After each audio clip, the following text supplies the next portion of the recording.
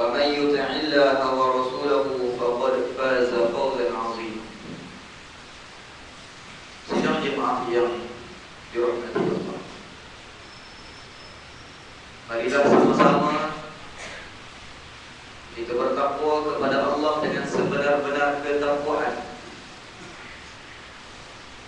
yakni dengan kita mengerjakan segala apa yang Allah perintahkan, segala apa yang Allah syariatkan untuk kita, dan kita meninggalkan segala apa yang Allah larang daripada kita mengerjakannya. Dan berbekallah kita dengan ketakwaan. Firman Allah, wa tazawwadu fa inna khairaz zadi taqwa. Carilah bekalan, persiapkanlah bekalan, siapkanlah bekalan untuk menghadapi yaumul akhirah, yang mana tidak ada hentian ataupun istirahat ataupun jamuan. Dan bekalan yang cukup sempurna. Sebagai bekalan kata Allah, khairaz zadi taqwa, iaitu ketakwaan.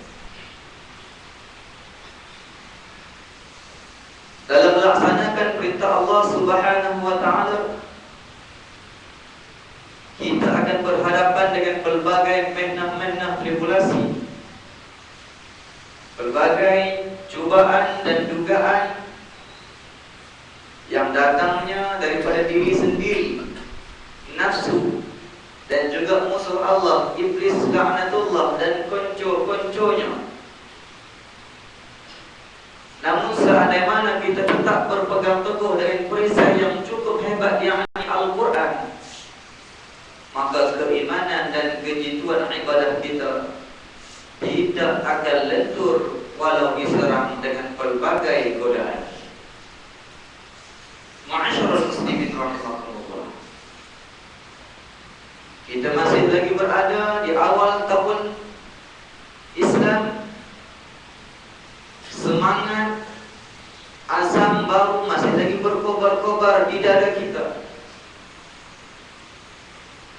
Namun persoalan, sampai bilakah kita akan terus mengecapi nikmat kehidupan ini? Tidak ada sesiapa pun yang mampu menjawabnya.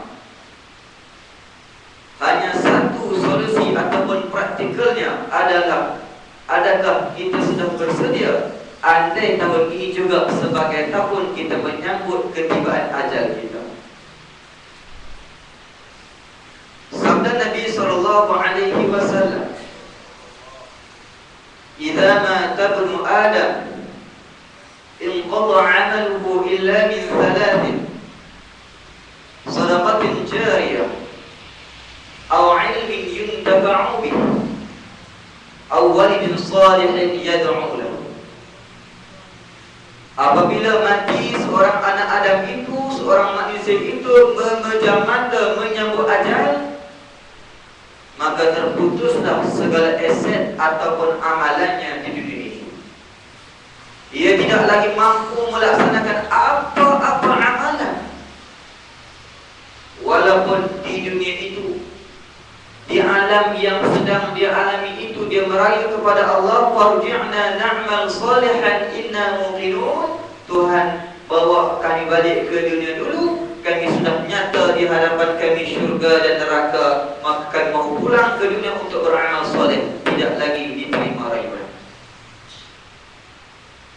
Amalannya juga terputus, kecuali 3 perkara. Sedekah jariyah, kata Nabi. Yang pertama, sedekah jariyah, yakni sedekah ikhlas yang berkekalan. Disebut oleh Imam Qurtubi, satu hari Allah kurniakan kepada beliau satu mimpi yang indah,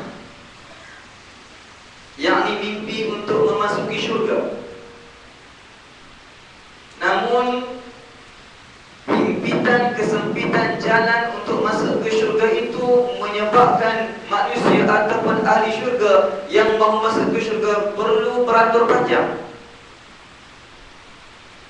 namun tiba-tiba beliau terlihat satu pintu syurga yang tidak dimasuki oleh orang namun terbuka luas. Satu pintu syurga yang mengalu-alukan ketibaan tetamu syurga, namun tidak seorang pun yang pergi masuk melalui pintu itu. Bahkan mereka lebih rela berambut panjang, berebut-rebut menggunakan pintu yang sedia ada. Maka apabila beliau memasuki pintu itu, jelaslah terjawablah persoalannya. Itu pintu yang dikhususkan untuk orang yang bersedekah. Apa yang berlaku memang sama sekali seperti mana yang berlaku dalam masyarakat kita pada hari ini, yang suka untuk kita menyerahkan ataupun menyumbangkan sedekah. Ada di kalangan kita yang lebih sanggup menyoal peminta sedekah dengan soalan, berbagai soalan, bertubi-tubi soalan. Walaupun sedekahnya hanya beberapa ringgit, beratnya hati kita untuk menunaikan sedekah. Dan yang kedua, kata Nabi, amalan yang tidak putus walaupun tuannya telah pun meninggal dunia, amalannya, asetnya, pahalanya berterusan. Ilmin yuntafa'u bih, yakni ilmu yang dimanfaatkan. Apabila di kalangan kita mengajarkan sesuatu yang baik kepada manusia yang lain, menunjukkan contoh yang baik kepada umat yang lain, dalam keadaan hari ini orang mementingkan fashion, kita masih lagi mengekalkan fashion Rasulullah. Kita menjaga aurat kita, memakai pakaian yang cantik karena Allah sukakan kecantikan, dalam masa yang sama memelihara aurat dan merubah diri. Orang kagum dengan kita dan menuruti kita. Itulah ilmu yang baik. Ataupun kita mengajar secara direct terus tentang perkara yang baik, disampaikan generasi demi generasi. Selagi mana ilmu itu subur diamalkan, selagi itulah pahala kita berterusan walaupun kita telah pun dimakan ular. Dan yang ketiga, sabda Rasulullah,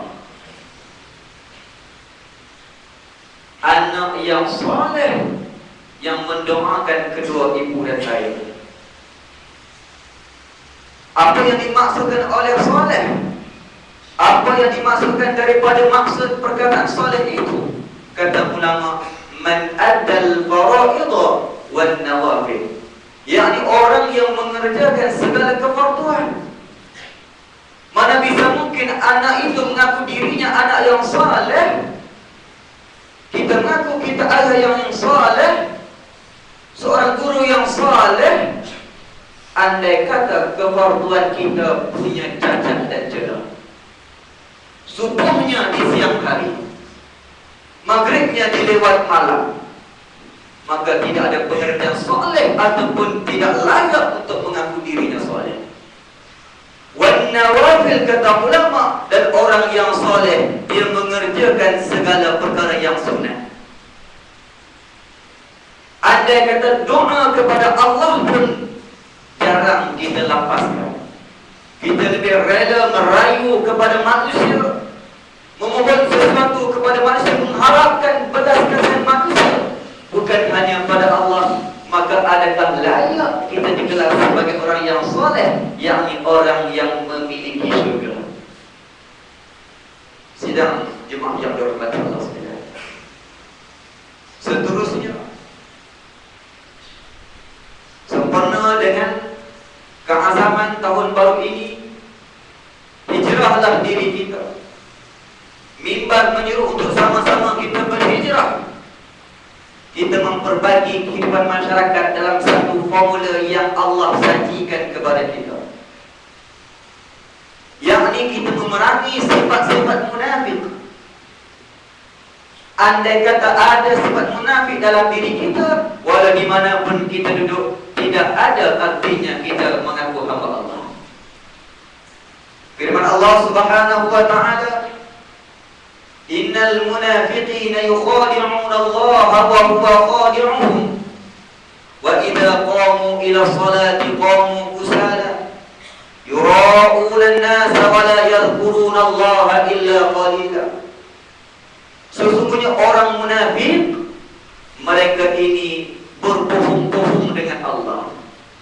berpura-pura dengan Allah, mereka berlakon dengan Allah, mereka cuba menipu daya Allah. Wa huwa khadi'uhum, padahal mereka tidak sadar mereka lah yang ditipu oleh Allah Subhanahu wa taala kerana tipu musnah mereka itu sendiri. Wa idza qamu ila shalah, dan ketika mana mereka bangun untuk salat, inilah sifat yang perlu kita perangi. Orang munafik bila dia bangun untuk salat, qamu kusala, mereka bangun dalam keadaan yang malas.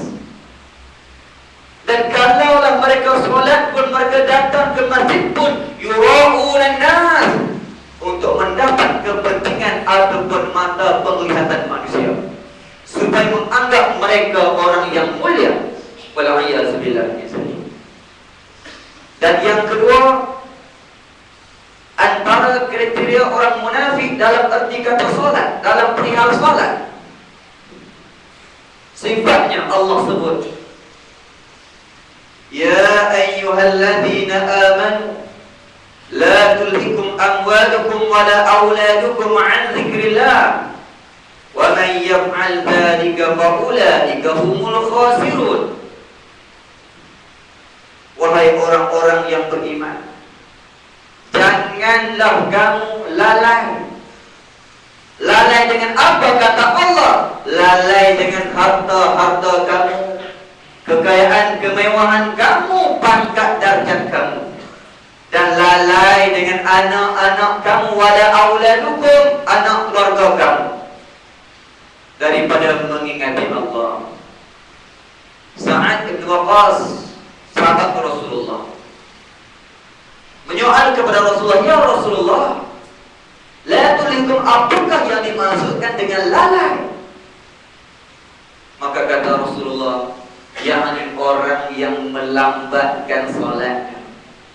Jelas pada hari ini ramai di kalangan kita yang lebih suka menangguhkan solat demi urusan perniagaannya, yang sanggup menangguhkan solat demi anak dan istrinya, yang sanggup melengahkan solat demi keduniaannya yang akan dia tinggalkan. Tetapi ini disebut sebagai orang yang mewarisi sifat munafik. Dan yang ketiga, antara orang munafik ataupun sifat munafik, sifat-sifat munafik dalam perihal solat, yakni mempercepatkan solat. Dalam sebuah hadis mafhumnya Rasulullah menunjukkan inilah solat orang munafik, lalu baginda solat dengan cepat. Solat dengan cepat hingga hilang kekhusyukan, merupakan sifat orang munafik. Dan Allah janjikan kepada orang munafik di neraka, mereka disiksa lebih teruk daripada orang yang tidak beriman kepada Allah. Wal'iyyazubillah. Sidang ma'asyarul muslimin, mudah-mudahan azam tahun baru yang kita sambut ini membuka lemparan yang baru kepada kita untuk kita menyingkirkan sifat-sifat munafik yang merosakkan keimanan kita, yang menggagalkan, menyesatkan kita, menghalang perjalanan kita untuk sampai ke syurga Allah. Firman Allah Subhanahu wa taala, a'udzu billahi minasy syaithanir rajim, wa'budullaha wa la tusyriku bihi syai'an wa bil walidayni ihsanan wa bidil qurba wal yatama wal masakin wal jari bil qurba wal jari al junubi was sahibi bil jambi wa bani sabil wa ma malakat aymanukum innallaha la yuhibbu man kana mukhtalan fakhura. Barakallahu li wa lakum fil Qur'anil 'azim wa nafa'ani wa iyyakum bima fihima min al-ayati wal hikmah. Aqulu qawli hadha wa astaghfirullaha al-'azima li wa lakum wa li sa'iril muslimina wal muslimat wal mu'minina wal mu'minat fastaghfiruhu innahu huwal ghafurur rahim. Allahumma salli ala sayyidina wa maulana Muhammad wa radiyallahu tabaraka wa ta'ala an kulli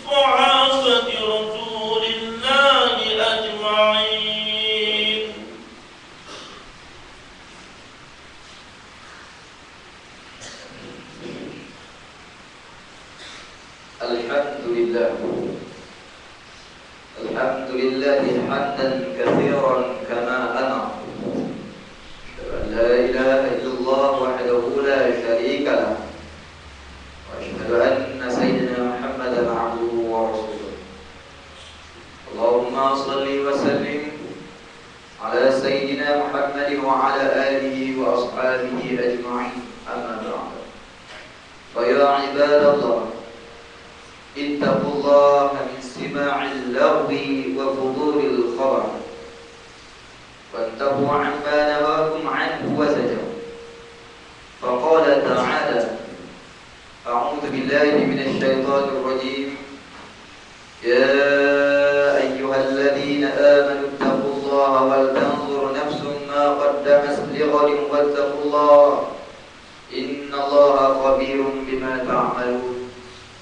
إن الله وملائكته يصلون على النبي يا أيها الذين آمنوا صلوا عليه وسلموا تسليما.